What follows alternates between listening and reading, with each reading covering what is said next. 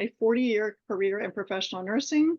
She's the co-founder of Transition Town Greater Media Borough. Media Borough is also a bird town recently. They started this back in 2009. She also initiated and she's a chair of the Transition Town Greater Media's Biodiversity Group. She's been a master gardener since 2003. She's now emeritus. She blogs twice a month on climate crisis and biodiversity issues. She's a member of a local climate crisis committee, and she's working on raising awareness about rights of nature law. She's passionate about climate crisis issues, and she's an avid native plant gardener and dedicated to protecting nature. And I'm going to go ahead and pass the wand to you, Marion. Thanks again. Thank you so much, Heidi. I'm really grateful for the opportunity to share some information on pesticides and how to protect our birds. But before I begin, I'd like to share one of the experiences I've had of communing with birds. Every spring, I eagerly and sometimes anxiously await the arrival of my hummingbirds, and I always miss them when fall comes and they're no longer in my garden. One fall day, when I was focused on weeding near my bird bath, I kept hearing a buzzing noise, and I thought it was a bee, but when it continued, I looked up to see a female hummingbird hovering right in front of me, obviously trying to get my attention. I was so excited to see her so close to me. She hovered for a few more minutes as I admired her. I felt like she was thanking me for the flowers I planted for her and was saying goodbye for the season, but would be back next spring. I thanked her for gracing my garden and wished her a safe journey. She then flew up to the top of the fence and sat there for a few more minutes, and then she was gone, and I didn't see her again until fall. Again, that fall, I mean. This is just one of several encounters I've had that have reaffirmed my commitment to protect all of nature. We love our birds. They bring such joy to our lives. What can we do to help them thrive? That's an important question because 1/3 of our birds are in need of urgent conservation action. It's no secret that our birds are in grave danger, but not just from habitat loss, pollution, climate crisis caused wildfires, severe storms, floods, and droughts, lights interfering with migration, crashes, crashes into windows, disease, oil spills, and feral and pet cats. There is another threat the average person may not be aware of, and that is pesticides. Pesticides are killing birds and the insects they need to survive and feed their chicks. If you've ever attended one of Doug Tallamy's presentations or watched one of his webinars, you know that chickadees need 6,000 to 9,000 caterpillars to raise a clutch. If we're killing all the caterpillars with pesticides, birds have nothing to feed their nestlings. The thought of baby birds starving to death or being fed poisoned caterpillars is upsetting to me, and that's why I'm on a campaign to stop mosquito spraying and pesticide use. We are living,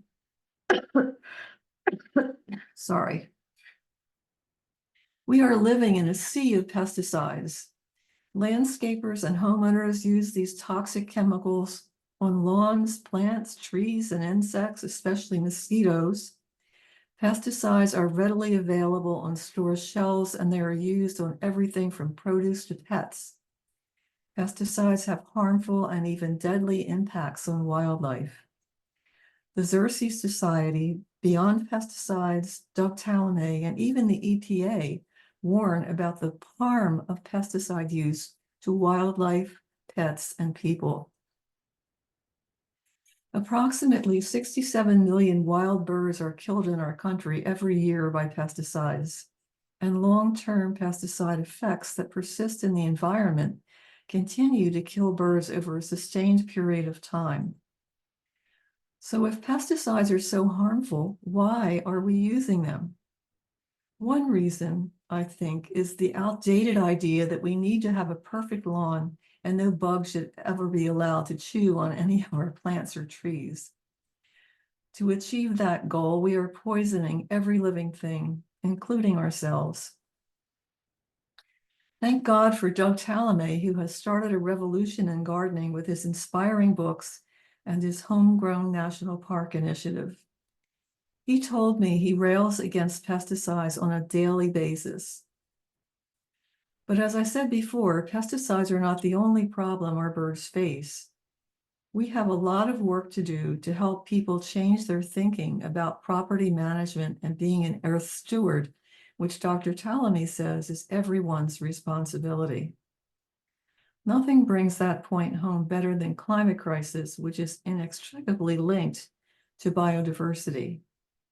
Climate crisis is a major cause of biodiversity loss, and loss of biodiversity accelerates climate crisis because degraded ecosystems are unable to store CO2.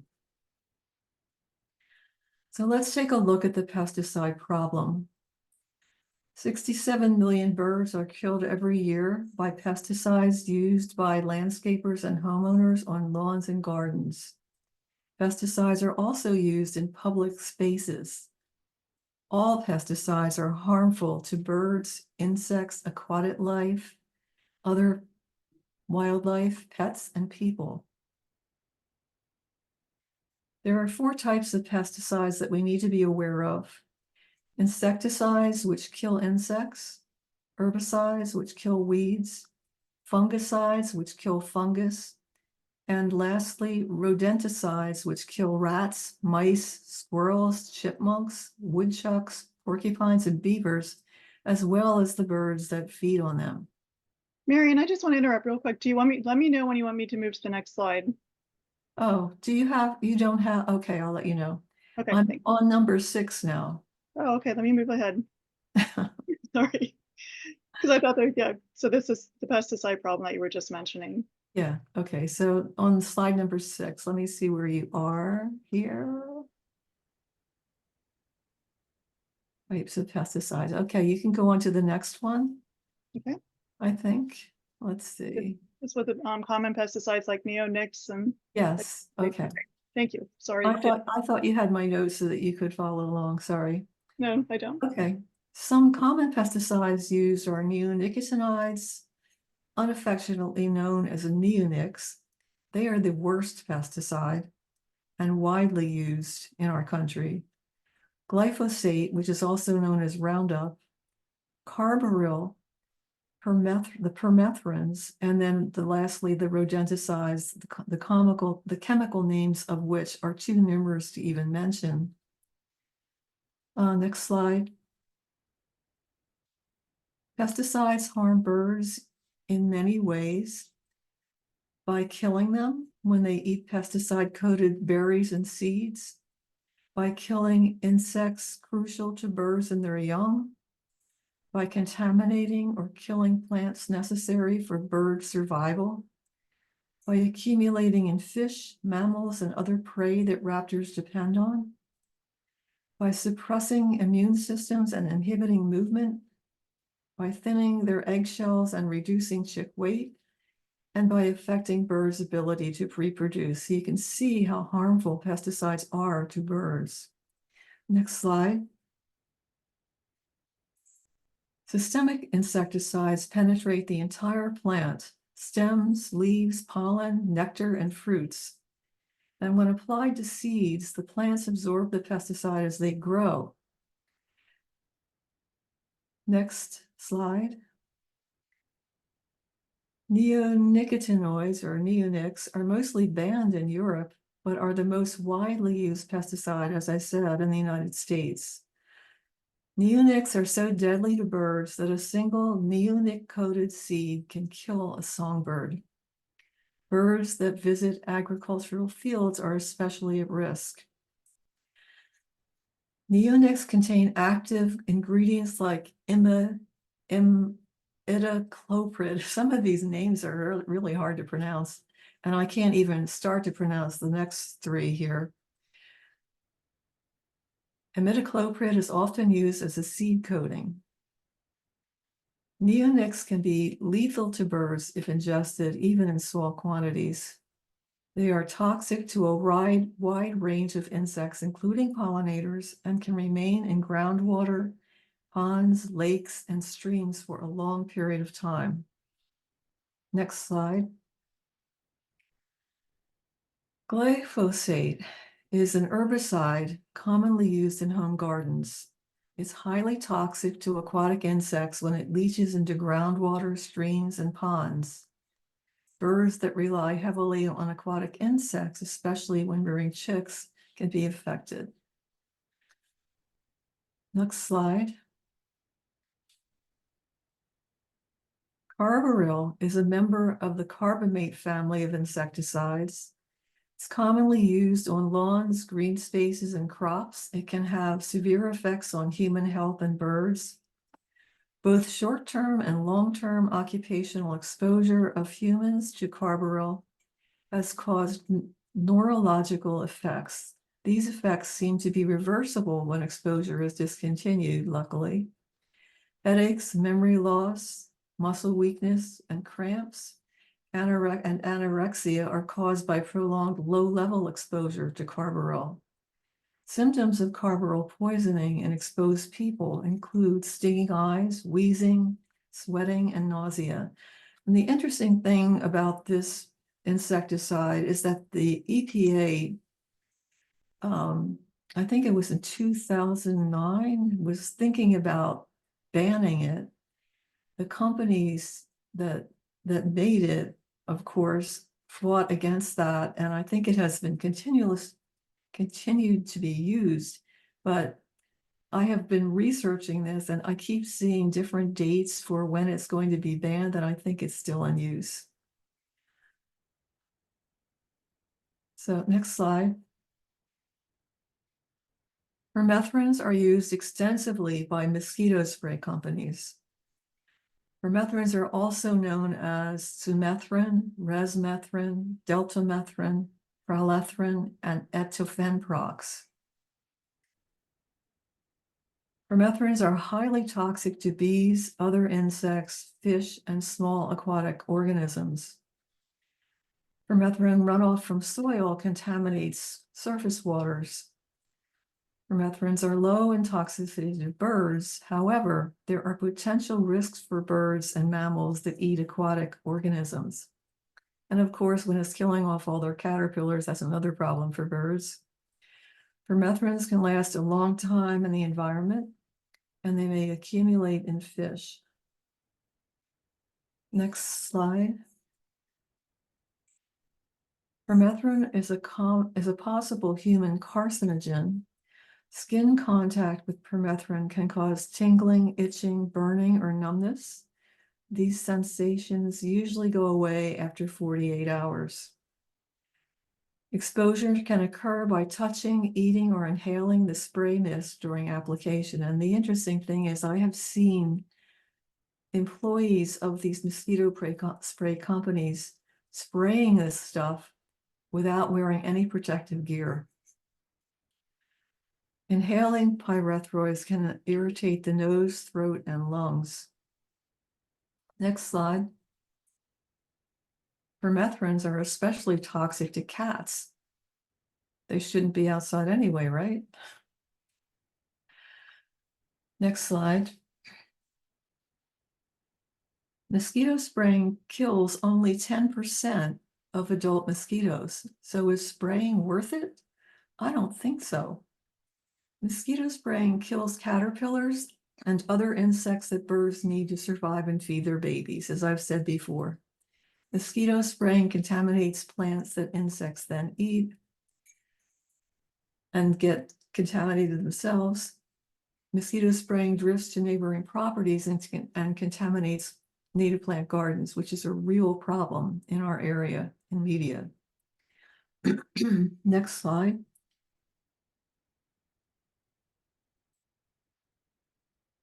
Sprays used for mosquito spraying include the synthetic permethrins and the pyrethrins, which are derived from chrysanthemums, which are touted by these companies as a natural pesticide.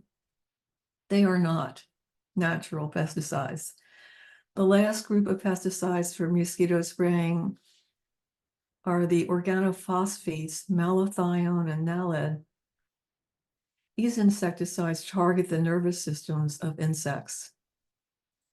Next slide. It doesn't have to be this way. We can eliminate mosquitoes without harming wildlife, pets, and kids. There are alternatives that are safe for wildlife, people, and the environment. So now that we've looked at pesticides and all the harm they cause, let's take a look at natural mosquito control. Next slide. Toxic pesticides are widely used for mosquito control. I would bet the average person is not aware that pesticides used in mosquito spraying and on lawns and gardens are not safe for any wildlife. In my small town alone, Media Borough, there are 10 mosquito spray companies making the rounds by going door to door, aggressively selling their poison.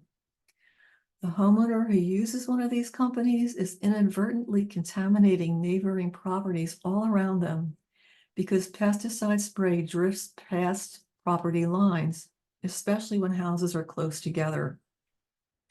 There have even been 2 instances in our town of a company spraying someone's native plant garden by mistake. Next slide. Mosquito dunks are recommended by Doug Talame as a safe alternative to toxic mosquito sprays. Dunks contain Bacillus thuringiensis, also known as BTI, a toxin produced by a naturally occurring bacteria that kills mosquito larvae. BTI is harmless to other insects and wildlife. The dunks kill mosquito larvae for 30 days. And you can buy it in hardware stores and garden centers. It's not hard to find. You can buy it on Amazon too. Next slide. Here's how to use mosquito dunks. You will need 2 5-gallon buckets for every 1/3 of an acre. Just fill the bucket with water, add a few handfuls of shredded leaves or grass clippings, add a mosquito dunk, and let the water stagnate. Be sure to cover the bucket with netting or chicken wire to prevent accidental drowning of birds and chipmunks. Mosquitoes will lay eggs in the water. The dunk will kill 90% of the eggs when they hatch. You can begin using dunks in March, especially as our weather is changing. We've had some really warm days in March this year, and then add a new dunk every month. Continue using dunks until temperatures are below 50 degrees in the fall. Next slide.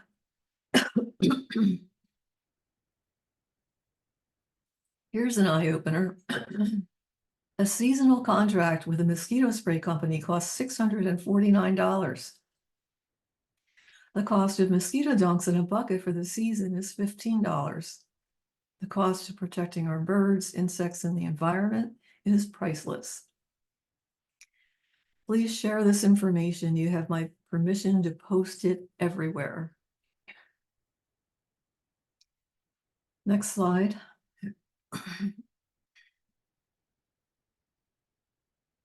But don't stop with dunks. There's more you can do. Mosquitoes need standing water to lay eggs, so be a detective for standing water on your property. Remove old tires, cans, buckets, and pots. Drain potted plant saucers. Turn plastic wading pools and wheelbarrows upside down. Change bird bath water every 3 days without fail. Probably more than that in this heat of the summer would be good. Remove leaves and obstructions from rain gutters. Next slide. Look for pools of water created by low ground areas on your property. Position tarps and boat covers to allow rain runoff. Keep swimming pools chlorinated and stock ponds with minnows. Next slide. There are even more actions you can take to eliminate mosquitoes on your property. Attract mosquito predators, of which there are many. Buy a bat house. Bats eat mosquitoes. Next slide. Make your garden hospitable to toads. Welcome turtles to your yard. Plant natives like black-eyed Susan, Joe pieweed, yarrow, borage, coneflower, and swamp milkweed to attract dragonflies and damselflies. They eat mosquitoes. You can plant mosquito deterrents like catnip, basil, lavender, lemon balm, sage, rosemary, and peppermint. Now, I haven't had much luck with that, but you could try it. Put suet in your bird feeder to attract woodpeckers. Do not use a bug zapper. Bug zappers are indiscriminate killers of all flying insects. Next slide.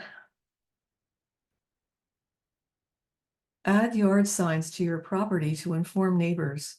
Many people are unaware that mosquito spraying is harmful.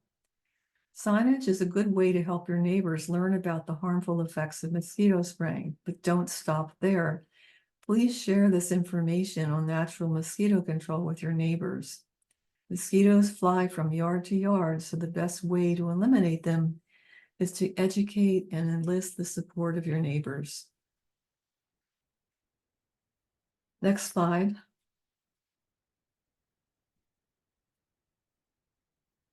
You will see this sign all over Media Borough and the surrounding area.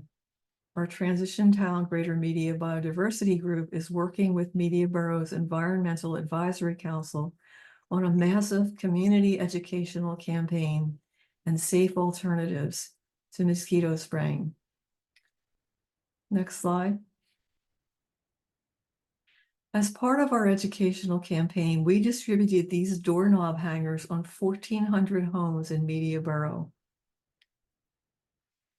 Because at this time, we have no recourse other than education, because Pennsylvania law prohibits municipalities from enacting ordinances to protect residents and the environment.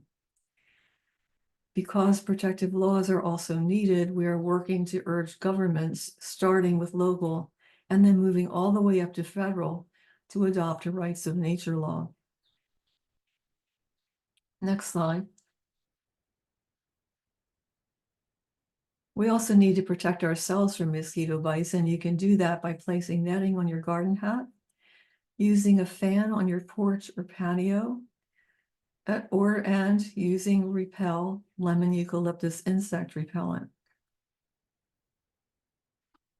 Next slide. Please share this information on how to safely control mosquitoes with your neighbors. As I said before, I'm repeating myself. Next slide. And next slide.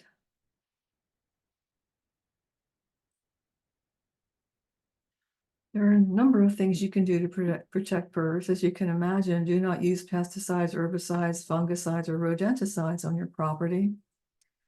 Practice bird-friendly gardening by planting native trees, shrubs, and perennials that attract insects and support birds. Check out the Xerces Society's guide to pollinator-friendly native plants adapted to your area. But don't buy just any native plant. Ask the nursery or garden center where you buy your plants if the plant was grown by spraying it with toxic pesticides, because if the answer is yes, pass up those plants and find another nursery. You will most likely find plants that were sprayed with pesticides at like places like Home Depot. Ask your landscaper what chemicals they use on your property and say no to toxic chemicals. If they refuse, switch to a company that practices safe management. You can find a list of safe Pennsylvania companies on the Beyond Pesticides website. Be sure to visit Xerces Society and Beyond Pesticides websites for more information. They both have extensive resources. And Beyond Pesticides, if you have questions for them, they are very responsive. I have been in touch with them frequently for resources. Next slide. Regarding weeds, Corn gluten meal is a natural corn byproduct, and it can suppress the future growth of some annual weeds if it's used in the early spring when the forsythia is blooming. I've had good luck using corn gluten meal to prevent Japanese stiltgrass regrowth. Weeding by hand is really very much preferable to using toxic chemicals. I do all my weeding by hand. To eliminate weeds growing between cracks in concrete, you can try pouring boiling water on them. Next slide. And there are some more actions that you can take. Learn about rights of nature law. I want to read a paragraph from a book called Rights of Nature and Mother Earth, Rights-Based Nature Law for Systemic Change. Quote, to avert the worst impacts of the climate crisis and move toward a planet in balance, we must challenge the idea that Earth's living systems are property and change our legal frameworks to adhere to the natural laws of the Earth. Recognizing rights of nature means that human activities and development must not interfere with the ability of ecosystems to absorb their impacts, to regenerate their natural capacities, and to thrive and evolve.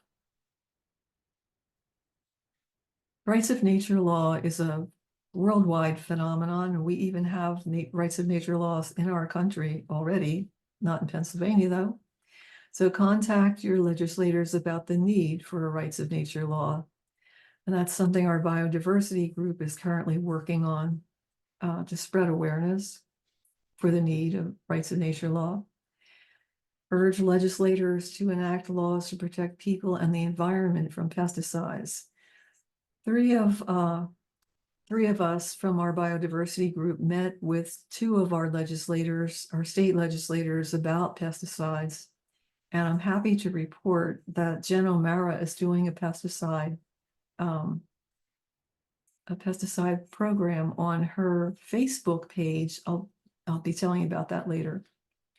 As a result of us going in to speak to her about this. Next slide.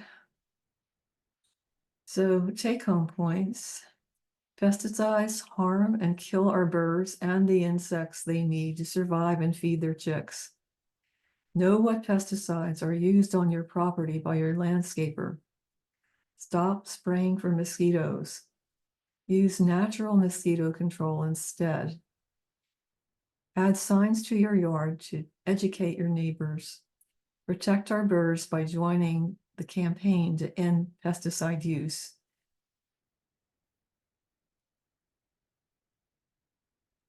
Okay, so that you may want to pass on that information that Pennsylvania Representative Jen O'Mara is hosting a live event on her Facebook page on April 25th to talk about the harmful effects of pesticides, along with some natural alternatives for mosquito control.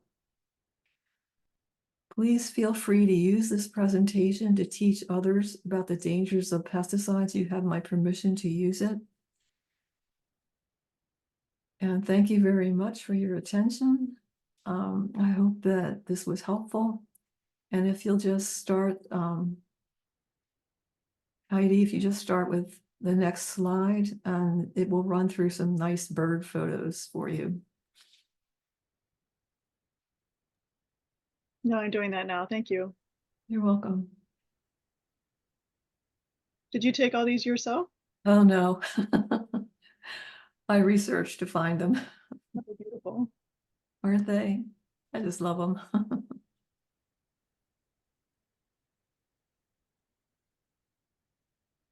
Okay, thank you so much, Marion. This has been wonderful and so informative, and such a serious and important issue. I'm going to stop sharing and see if we have any questions in the chat. Phil?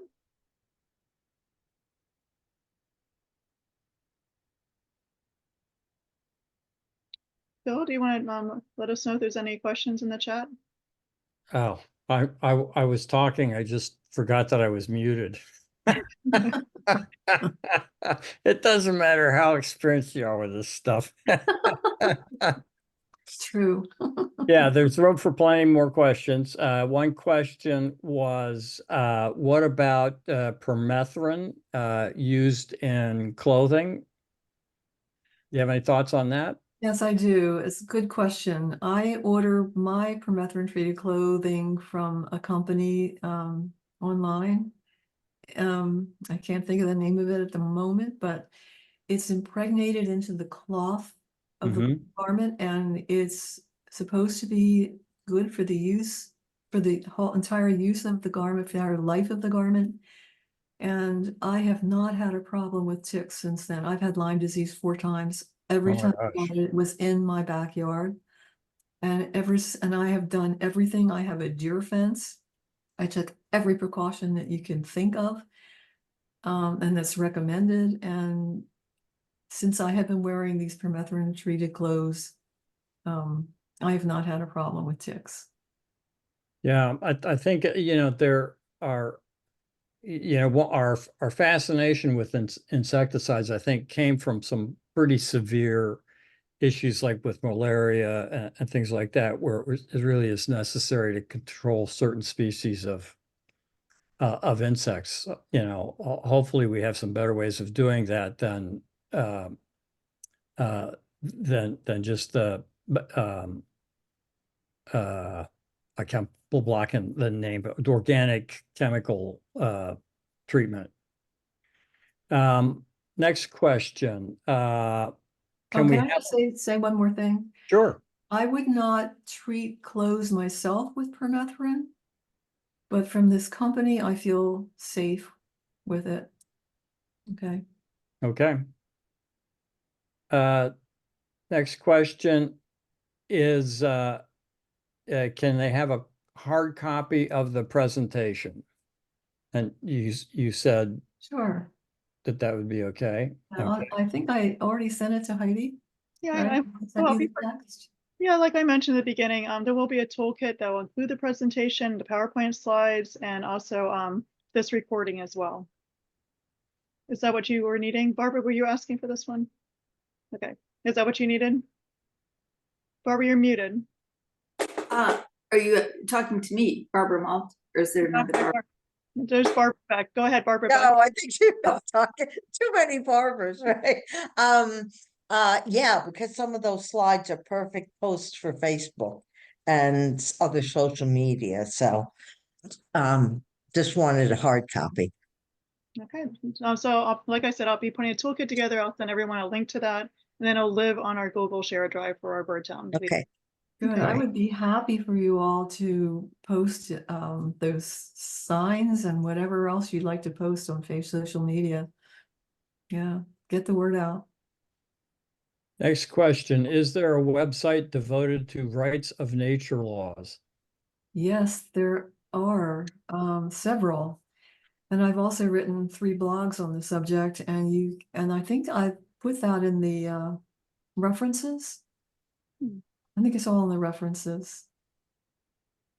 Okay. Marion, where are the references? Are they attached to these? Oh, no, I sent them to you. I can send them to you again. Okay, I have the copy of the written script.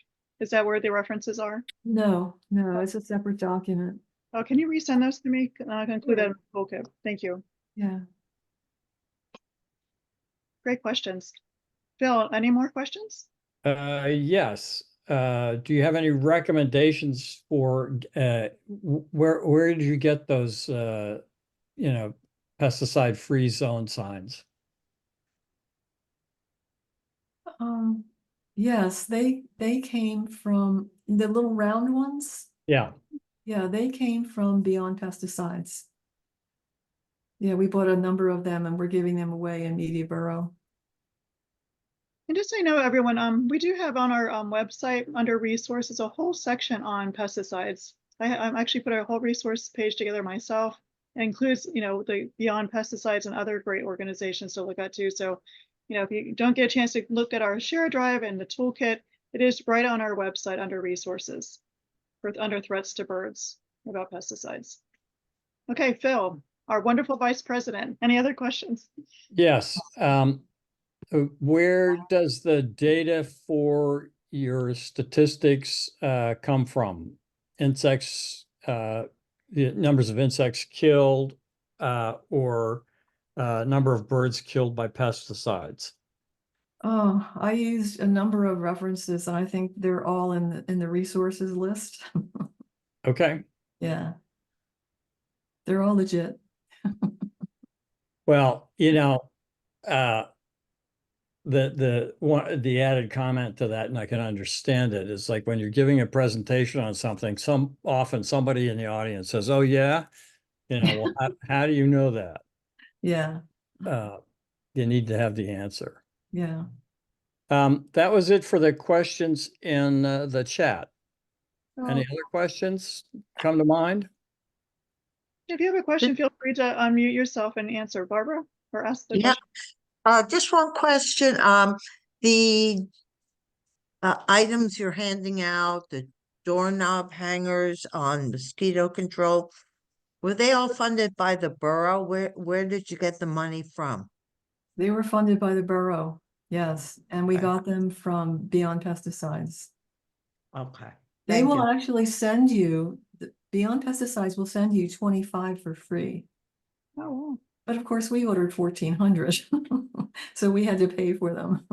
What is the name of the group? I'm not catching it. Beyond Pesticides. Oh, Beyond Pesticides. Okay. .org. BeyondPesticides.org, yeah, and they're Okay. based in Washington, DC. Okay, thank you. Sure.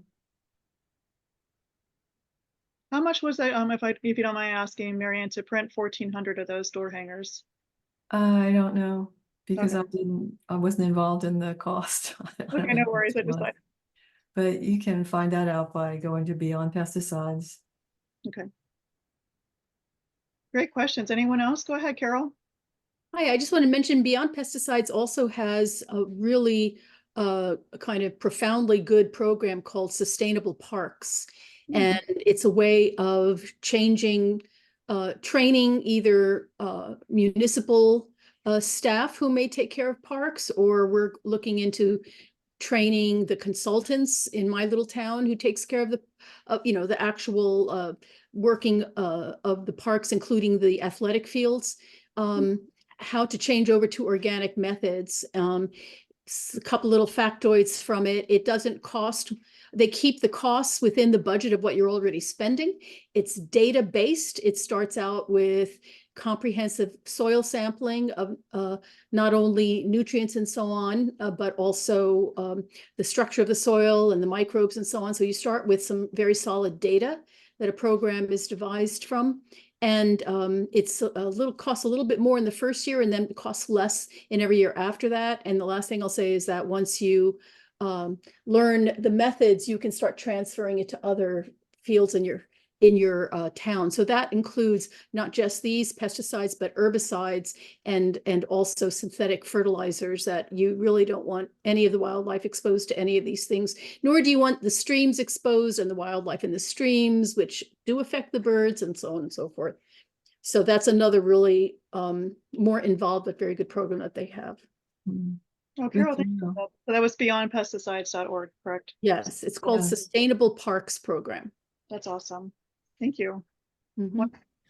We're working through it. Once I can be more definitive, I'll share what our experience is.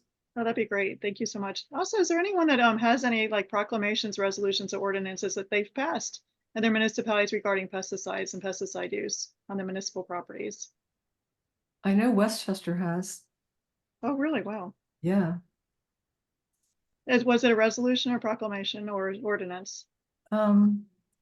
I'm not sure, Okay. I'll look it up. but it's really a good one. That's great. Because I think it's always helpful to have models, so that we Yeah. can use those, instead of recreating the wheel. It's nice to have something already written that we can use. Thank you for that. Yes, yes. Okay, anything else? Well, I guess I'll just mention, you can find out from the state, and I'm trying to remember how I found out last time, either that or the county health department, which townships are going to be sprayed for mosquitoes every year. And at least once you find out what the status of your township is, at least you can try at that point to convince your municipality that they don't want to be sprayed, because you don't have to be sprayed, I think, if the township backs out or something like that. So it's probably good to know what and when your town's going to be sprayed. And Carol, where do you find that kind of information? Yeah, I was being vague because couldn't remember exactly. But I mean, if you go to the county, for sure, they'll be able to tell you how to, I said maybe the health department, but I'm sure the the planning commission or the sustainability commission or someone in the county will be able to tell you who's directing. It's the state that does it. The state does the planning, but who to discuss it with. And I think, thank you for that. I think you can also request your property not to be sprayed. I was a beekeeper for 5 years, and I could, contact, I forget who, I guess I contacted the county to say I didn't want my property sprayed because I was a beekeeper. And yeah, that's a good reason. Other people who don't have that really good reason have to file a chemical sensitivity form with the state, with the health department. You have to have a doctor's note essentially and fill out a form that puts you on a no spray list. So it does require that preparation in advance. Yeah, that doesn't help just- with drift, though. that's I true. have a friend who lives in Media Borough who is surrounded by 2 neighbors who are doing the spraying company thing. And it drifts down onto her property. Her tongue swells up, even though she's even in the house, if her windows are open. And she had a bee drop out of the air, out of the sky onto her lap, dying. Her monarchs are disappearing. And she does, so she did file as chemically sensitive, and they just have to note, the companies have to notify her when they're Right. spray so that she can close all of her windows and stay inside. Yeah, it's So all of her definitely native plants, though, are out there unprotected. right. Yeah. And that, if just to check to make sure I know what I'm talking about. So those efforts would happen through the county Department of Health, because I don't think any of the local municipalities have a Department of Health. Am I right on Right. that? Right. That's Yeah. right. But it doesn't help this issue of being affected and not really being able to stop it. So she's Yeah, and I drive past lots of Mosquito Joe signs. I don't know that our township does any spraying, but I don't know that they don't either. So I'll need to find out about that. And then I wonder if it's possible for a township to say they don't want any yeah, individual spraying. I think it is possible to do it. It's not absolutely mandated, because the issue is that there are very, very few cases of Zika, or what's the other disease, the Nile, West West Nile, Nile. West Nile. There are very, very few of these cases that occur in Pennsylvania in a year. And of those very few, there are fewer that cause injury, and I think none that have caused death. So it's not that much, it's not that you're not going against the public welfare that much by saying that you don't want your town to, by the officials, the governors of the town saying that they don't want to be sprayed. I know I used to, Margaret Hudgings in Westchester, she started the first Don't Spray Me group, I think, in the area. And they had these signs of a baby wearing a gas mask, and the sign says, "Don't spray me." And I had that on my lawn on the street for years and years and years, just to kind of create a sense of culture. This is not a place to spray. Now our town has never been sprayed, so I never confronted the issue, but it still sends a message anyway. Yeah, You Carol, can get those signs from her if you want to. can you send that information, Carol? Carol's from Charlestown Township, just so everyone knows. Carol, could you send me that information of how we can get Yeah. those? Do you want it, you mean in the chat? Can I do it in the chat to you, or you want me to email it? Oh, if you could email it to me, that'd be I'll great. email it to you. Great, thanks. Mhm. Thank you so much for all that information, Carol. Anyone else? Any other questions or comments? Oh, yeah, I have a comment. There's a new mosquito spray company making the rounds, and they have something different. It's not a spray, it's a bucket that has an insecticide and a fungicide in it. Oh, boy. Mosquitoes apparently are attracted to the bucket. Mm. They get contaminated with this stuff. They eventually die, but before they do, they are in contact with other water sources on the property and contaminate the water sources. It kills their larvae, but I contacted Jeff France, who is the person at Beyond Pesticides that I in contact with, and he said what they're using is very harmful. So, and I'm wondering what other insects could get in there because it's a wide opening at the top. And I'm wondering even if a bird would fly in there because there's water in there, and how much are they contaminating other areas where there's water. So if you hear of this thing, that's what's new in the mosquito market. Marion, if you could send that information to me, that would be helpful to know so we can have a look out, for that. Okay. I have Because another, they're saying it's not harmful, but I'm not so sure about that. And Jeff Francis said it, he wouldn't use it. Carol? I have another question for Marion and anyone else here who might have thoughts on it. Marion referenced several times the nature's right to a clean environment, the right of nature. And that's a little bit different than the Pennsylvania constitutional amendment, which is the right to a clean environment, because that's the right of the people to a clean environment. I was just curious how you consider these differences, and if you see that. I understand the difference, but do you think that we can't use our existing right to a clean environment? Do you think we really need a separate? I'm just interested in your thoughts on whether we need both kinds, or should we be working on our green amendment and trying to enforce that, or what? Well, I think we already have the amendment for people, but it's not being enforced. Obviously. It is case by case. You have to win case law. I know. And I think we do need a rights of nature law. It's a global movement. And I think it's very, very important. What it requires is a change in mindset as to how we view the Earth's living systems. And so I think it's very needed. And there are a lot of people working on it right now. And I'll put the information in the references.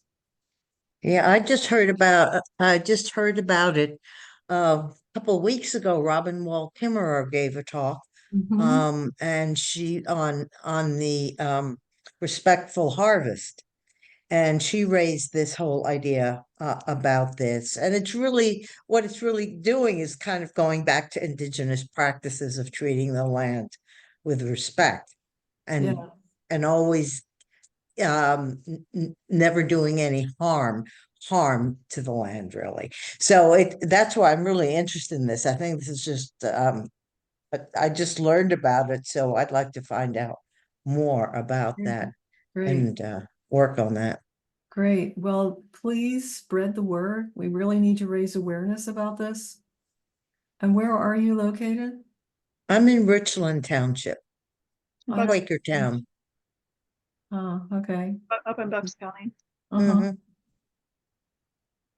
Well, anything you can do to raise awareness, please go for it. Well, listen, everyone, thank you so much for attending tonight. Marion, thank you so much for an outstanding presentation and bringing awareness to this important topic for all of us. Like I said, I'll put a toolkit together with a presentation, a copy of this recording, and the resources and references that Marion has mentioned, and any websites and so on. And all the other things that we had talked about that have been shared throughout the meeting tonight. So, and also to Phil, thank you for handling the chat. Well, it's wonderful to see all of you guys tonight. Hope to see you on May 23rd for our next upcoming workshop for Birdtown. This will be focusing on the impact of lighting on also birds, insects, and people as well. This will be run through Dark Skies International. We have 2 members of the PA chapter attending that, and then also a professor from Carnegie Mellon that will be one of the presenters as well. So again, thank you, everyone. Hope you have a great night, and I'll be in touch. Take care. Thank you. Bye-bye. Bye. Thank you very much. Bye.